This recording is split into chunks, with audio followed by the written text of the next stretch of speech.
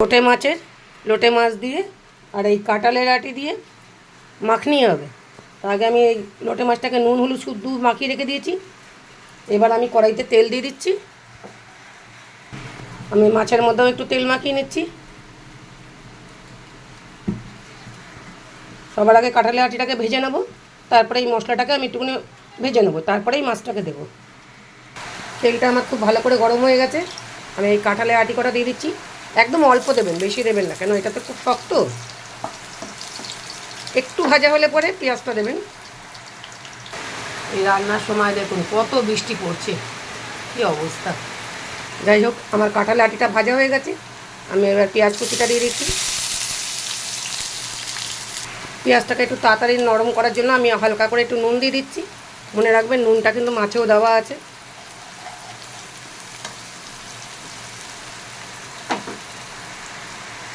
পেঁয়াজটা আমার হাফ ভাজা হয়ে গেছে। আমি দিয়ে দিচ্ছি কুচনো কাঁচা লঙ্কা আর স্লাইস করা টমেটো।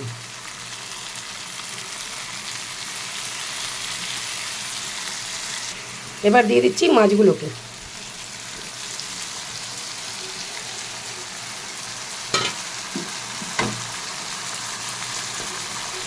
আমি এবার ঢাকা দিয়ে দেবো। মনে রাখবেন মাছটা যখন দেবেন তখন একদম আগুনটাকে কমিয়ে দেবেন। আমার একদম দেখুন আগুন কম আছে। মাছটার মধ্যে অনেকটাই জল বেরিয়ে গেছে। আমি জলটা টানানোর জন্য একটুখানি আগুনটাকে বাড়িয়ে দিচ্ছি। লোটে মাছের মাখনিটা আমার হয়ে গেছে,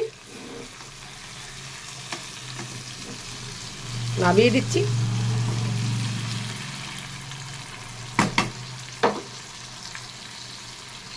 এই কড়াইতেই আমি তেল দিয়ে দিচ্ছি। এখন হবে চিংড়ি মাছ দিয়ে সর্ষে বাটা দিয়ে কুমড়ো শাক। তাই কুমড়ো শাকের ডাঁটা আছে কাটা, পাতা আছে কাটা আলাদা।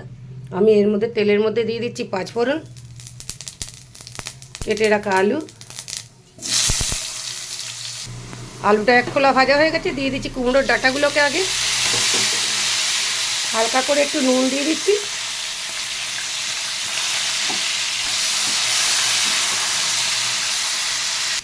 এবার আমি কুমড়ো শাকটাকে দিয়ে দিচ্ছি।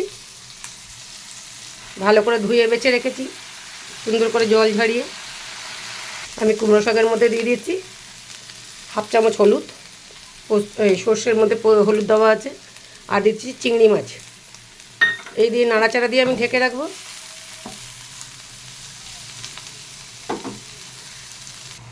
কুমড়ো শাকের জলটা শুকিয়ে গেছে, দিয়ে দিচ্ছি এবার আমি খানিকটা মিষ্টি, আর দিয়ে দিচ্ছি সর্ষে বাটা। সর্ষে বাটা দিয়ে বেশ ভালো করে নাড়াচাড়া দিয়ে আমি এটাকে নামিয়ে দেবো, কেন সর্ষে দিয়ে আর বেশিক্ষণ রাখা যাবে না।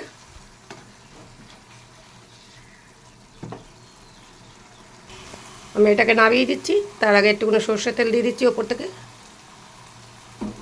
একবার খেয়ে দেখবেন এরমভাবে করে কেমন লাগে।